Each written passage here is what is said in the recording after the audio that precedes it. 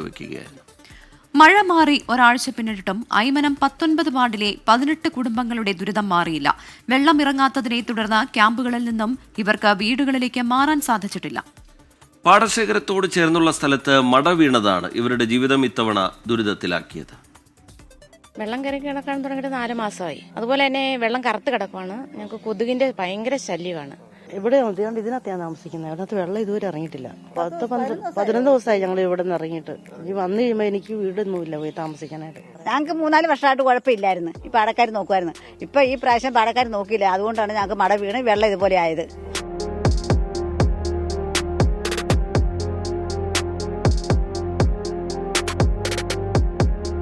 മാനം തെളിഞ്ഞിട്ടും ഇവരുടെ മുഖം തെളിഞ്ഞില്ല.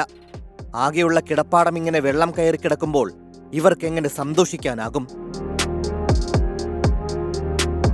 പരിപ്പ് പുത്തങ്കരി പാടശേഖരത്തിന് സമീപത്തുള്ള 18 കുടുംബങ്ങളാണ് ദുരിതത്തിന് നിലയില്ലാ കയത്തിൽ മുങ്ങിത്താഴുന്നത്.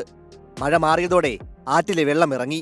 എന്നാൽ കൃത്യമായ പമ്പിംഗ് നടക്കാത്തതിനാൽ ഇവരുടെ വീടുകളിൽ നിന്നും വെള്ളം ഇറങ്ങിയിട്ടില്ല. ഈ പാടശേഖരമായിട്ട് ബന്ധപ്പെട്ടാണ് നമുക്ക് ഇത്രയും ദുരിതം നമ്മൾ അനുഭവിച്ചുകൊണ്ടിരിക്കുന്നത്. അവർ സമയത്ത് പമ്പിങ് നടന്നിട്ടില്ല. കറക്റ്റ് സമയത്ത് ഇതൊന്നും ചെയ്യാതെ വന്നുകൊണ്ടാണ് നമുക്ക് ഈ ദുരിതം വന്നത്. ഞങ്ങളെല്ലാം ഇപ്പോഴും ക്യാമ്പിലാണ്. അതായത് ഈ 4 ചുറ്റി കിടക്കുന്ന 250 ഏക്കറോളം അടുത്തുണ്ട് ഈ പാടശേഖരം. അതിൻ്റെ 4 ചുറ്റും ഈ 3 സൈഡ് വഴിയുണ്ട്. അവിടെ വെള്ളം കയറിയത്. ബാക്കി സൈഡുകളിൽ വെള്ളം കയറി പാടം ഇവർ ഒരു 4 മാസം കഴിയുമ്പോൾ പിന്നെ വെള്ളം കയറ്റും. പിന്നെ ഇതുപോലെ തന്നെ അനുഭവം ഉണ്ടാവും നമുക്ക്. 2019 പ്രളയത്തിലാണ് അവസാനമായി ഇവിടെ വെള്ളം കയറിയത്. അതിനുശേഷം പാടശേഖര സമിതി ബണ്ട് ബലപ്പെടുത്തി കൃഷി ചെയ്തതിനാൽ വെള്ളം കയറിയിരുന്നില്ല. എന്നാൽ ഇത്തവണ എല്ലാം താളം തെറ്റി. കൃത്യസമയത്ത് കൃഷി ആരംഭിക്കാതെ വന്നതോടെ മട വീണു. ഇപ്പോൾ വെള്ളമിറങ്ങാത്ത അവസ്ഥയിലുമായി. ഈ നേർമ പിരിച്ചു കൊടുക്കുന്ന പാടശേഖര സമിതിയുടെ ഉത്തരവാദിത്വം തന്നെയാണ് കോൺട്രാക്ടറെ കൊണ്ട് ചെയ്യുക എന്നുള്ളത്. ആ കോൺട്രാക്ടർ അവരുടെ കൃത്യം നിർവഹിക്കാൻ തയ്യാറായില്ല.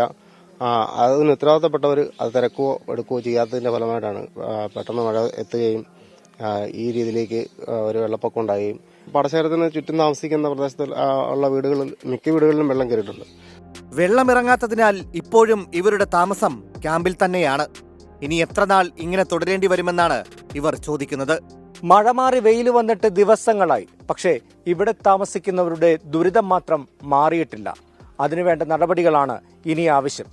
ഒപ്പം വരും ദിവസങ്ങളിൽ ഇത്തരത്തിലുള്ള സംഭവങ്ങൾ ആവർത്തിക്കാതിരിക്കാനുള്ള നടപടികളും വേണം. കോട്ടയത്ത് നിന്ന് ജിത്തുവിനൊപ്പം ടോബി ജോൺസൺ, 24.